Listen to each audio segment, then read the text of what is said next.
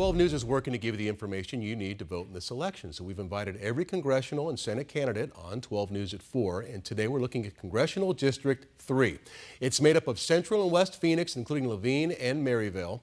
It's a seat currently held by Senate candidate Ruben Gallego, who is leaving. So both candidates in studio today with us. Republican Jeff Zink, Democrat Yassamin Ansari. Thank you both for being here and appearing together. And Jeff, I think you said something interesting when I thanked both of you. What did you say that you were appearing together? I said we're not enemies. We just have different views on issues. That's it.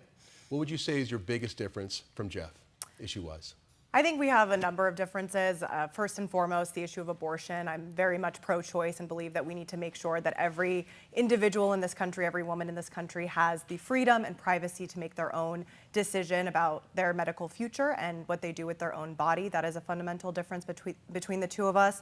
My record of experience on the Phoenix City Council dealing with issues like housing affordability and issues like raising wages, another significant difference between the two of us. But I'm sure once we get into it, there's a number of just fundamental differences between how we approach policy and where we stand on issues like the economy and immigration and others. Well, we'll touch on all those. Let's start with abortion, though. Do you like the current law on the Arizona books right now, 16 weeks? The 16 weeks is a good start as far as trying to make it where it's at the state level. That's what's more important. It doesn't need to be at the federal level. The Roe versus Wade, even Ruth Bader Ginsburg stated that it was actually debated incorrectly. So we need to make sure that it goes to the states so that they individually decide with the people whether they want to have abortion or not. Now, as a pastor myself, Exodus 20:13 says that thou shalt not murder.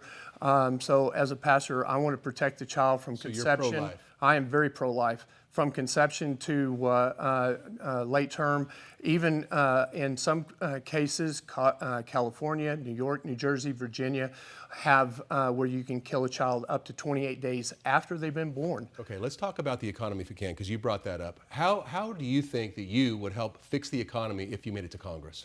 Absolutely. So one of the things we need to do is we need to start opening up our oil fields again. We need to start the Keystone Pipeline. We need to make sure that we start exporting oil and gas once again.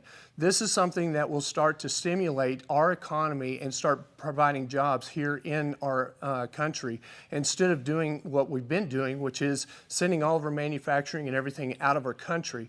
If we stay inside the country and we can put our people to work, this is a massive country that can really work for itself and make sure that we provide for our own. Yassamin, Democrats are polling below some Republicans, if you believe the polls, on the economy. How would you work to better it?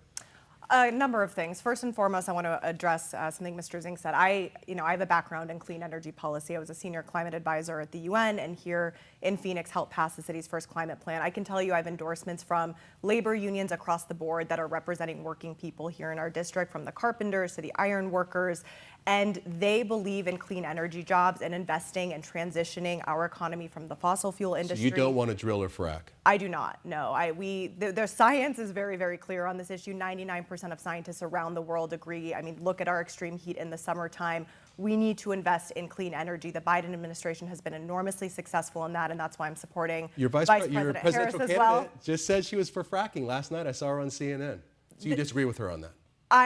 The vice president is very, very strong on climate policy. I mean, she's extremely strong on this. She believes that we need to decarbonize by the year 2050, which is what the Paris Climate Agreement accounts for. When it comes to the economy, I also believe that housing affordability is a significant issue we have to address. Here in Phoenix, we have a housing shortage. We do as nationally as well. We need to build about 200,000 housing units, and this is not just affordable housing, but housing across the board. How do we do that? Because that is a huge problem. We have a housing shortage. We do. Okay, so can you answer that quickly, and I'll go to Jeff.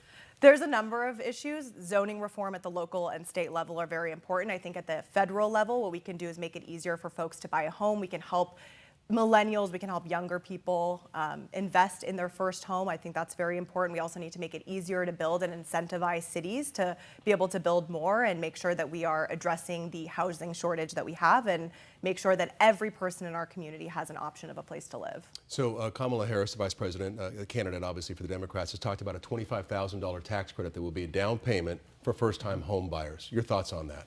Well, I think it's something that they can do, but let's do something different. Let's provide a very good paying job that's not existent right now in our area. Manufacturing has basically left. What we need to do is have those high-paying jobs with benefits that a person can go to work and work one job, not 2 or 3. What they did is they went from $7.50 all the way to $15, and it literally gutted all of the people that were out there, like McDonald's. They were now making on the front lines the same as managers. So there was no profit in the ownership of that. So it literally, they had to fire everybody and bring them on part-time. Now you have people that are working 12, 16 hours trying to fulfill what the one job was doing. So we need to reevaluate what we're doing, bring in the jobs here, give them good paying jobs with benefits, and this is how we're going to start. And they'll be affording housing. About a minute left. Is there one thing that you agree with Yassamin? I think that we're running for the same position, and we need to have the right person in there. Yassamin? You know, I don't believe so. I think we're very, very different on not only issues, but also. There's not one thing you can pick out? You know, I think we both can agree that people are struggling in our community. That is for sure. I think we can agree on that premise, addressing something that Mr. Zink just said. When we look at the benefits that Phoenix and Arizona have seen from the bipartisan infrastructure bill, from the CHIPS Act, manufacturing jobs in Arizona are significant. When you look at TSMC investments, when you look at Intel, I mean, the companies cannot even find the amount of workers that they need to fulfill these jobs. We do need to raise wages for working people. That's something I'm going to fight for, is to raise the federal minimum wage. I think that people are very much struggling. They do have to work multiple jobs, but that's because wages are not keeping up with cost of living in this country. And inflation as well. Thank you both for coming in. I appreciate you for appearing together. Jeff Zink, Yassamin, Ansari, thank you very much. Congressional District 3, and there you go. Tram.